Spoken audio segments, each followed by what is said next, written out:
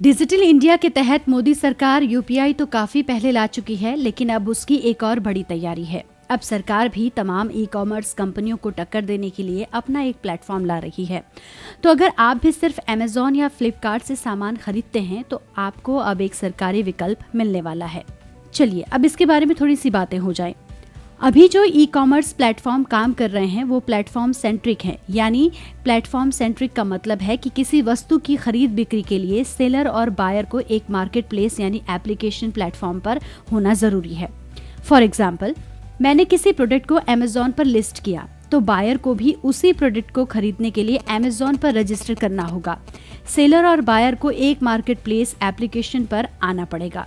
इसका मतलब हुआ कि अगर कोई बायर कोई प्रोडक्ट खरीदता है तो उसे वही प्रोडक्ट शो होंगे जिस मार्केट प्लेस एप्लीकेशन प्लेटफॉर्म पर वो रजिस्टर है, और अगर वो दूसरे प्लेटफॉर्म यानी एप्लीकेशन का प्रोडक्ट खरीदता है तो दूसरे प्लेटफॉर्म पर जाना होगा।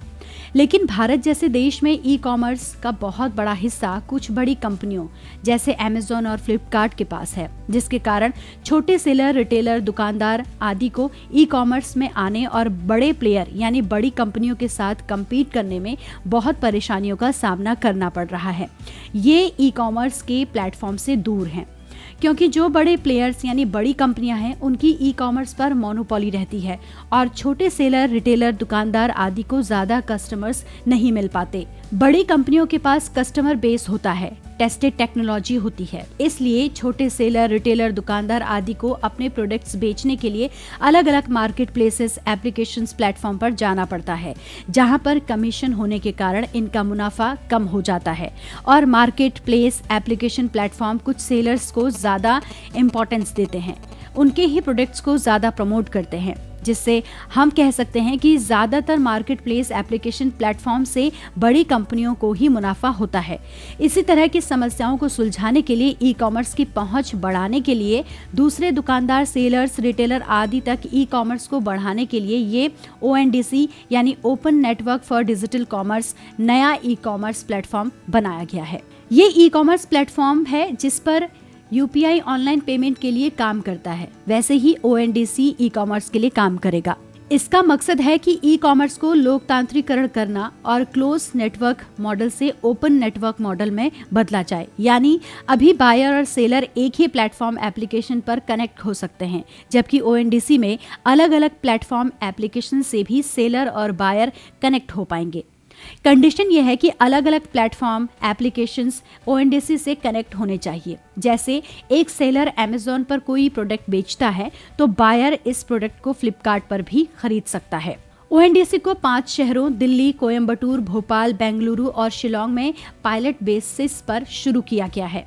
ये भारत सरकार के वाणिज्य एवं उद्योग मंत्रालय के उद्योग संवर्धन व आंतरिक व्यापार विभाग यानी DPIIT की पहल है।